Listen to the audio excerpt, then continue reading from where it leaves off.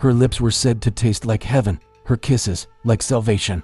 Men of God fell to their knees before her, not in prayer, but in desperate, feverish worship. She was the Pope's daughter, the most powerful woman in Renaissance Rome, and every man who tasted her lips died screaming for more.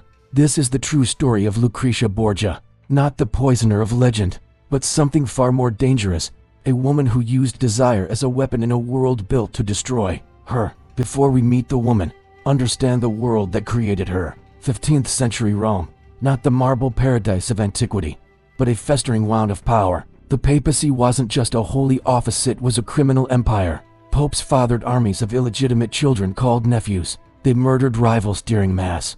They sold salvation like market goods. Into this world stepped Rodrigo Borgia, a man of monstrous appetites and brilliant cunning. He would become Pope Alexander VI, and he had a daughter, Lucrezia. From her first breath, she was a chess piece, a living contract, a beautiful, golden-haired bargaining chip in her father's game for ultimate power. At just 13, Lucrezia was married to Giovanni Sforza, a political alliance, a child bride to a man twice her age.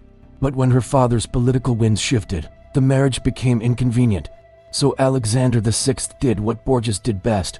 He invented a reason for annulment, the charge, impotence. Giovanni, he claimed, was incapable of consummating the marriage, a public, humiliating lie. But the real scandal was the proof, a papal commission examining Lucrezia to confirm her virginity. A teenage girl, inspected like livestock by church officials to serve her father's politics. Giovanni fought back with a weapon more dangerous than swords, the truth. He declared openly that Alexander VI didn't want the marriage ended because of impotence, but because the Pope himself was sleeping with his daughter. The rumor, once unleashed, would haunt Lucrezia forever. Enter Cesare Borgia, Lucrezia's brother, the devil of the family, a cardinal who preferred armor to vestments, a man who murdered his own brother for standing too close to Lucrezia. Their relationship became the darkest whisper in Rome's alleyways. Were they lovers? Historians debate. Letters survive showing unsettling intimacy. Cesare wrote to her, "I love you more than anyone else in the world." When she was briefly sent away, he burned villages in rage until she returned.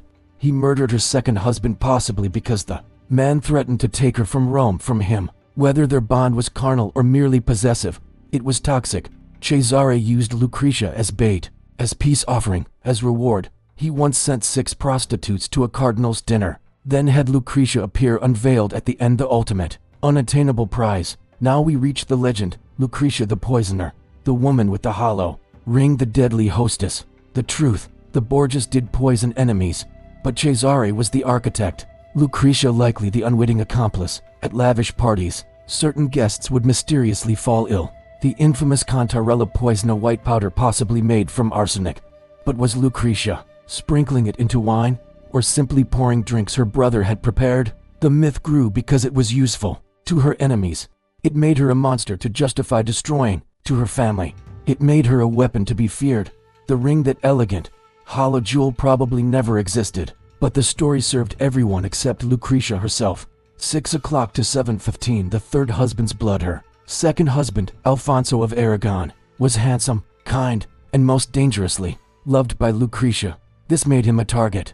Cesare's men attacked him on the steps of St. Peter's, stabbed multiple times. Lucrezia nursed him back to health with desperate devotion. So Cesare tried again, this time successfully. He had Alfonso strangled in his bed while Lucrezia, 8 months pregnant, was in the next room. She reportedly went mad with grief, screamed at her father and brother, and then she did nothing. Because what could she do? She was a Borgia, and Borgia survived after her father's death and brother's fall. Something remarkable happened. Lucrezia, now married to the Duke of Ferrara, reinvented herself. She became a patron of the arts, a respected duchess, a mother who fiercely protected her children. The poison princess became a Renaissance noblewoman. She turned her court into a haven for poets and painters, navigated political waters with skill, ruled effectively when her husband was away. The woman forged in Borgia fire emerged as a competent, even beloved, leader. She died at 39, not from poison, but from childbirth complications.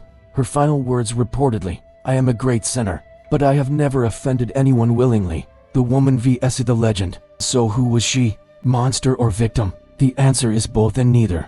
Lucrezia Borgia was a mirror held up to the most corrupt era of the church. Every crime attributed to her was committed around her, through her, because of her position as the ultimate political daughter. The deadly kisses? Probably fiction. The poison ring? Almost certainly myth. But the real poison was the world she inhabited, a world where a woman's body was currency, her sexuality a political tool, and her survival required swimming in waters that would have drowned anyone with less cunning.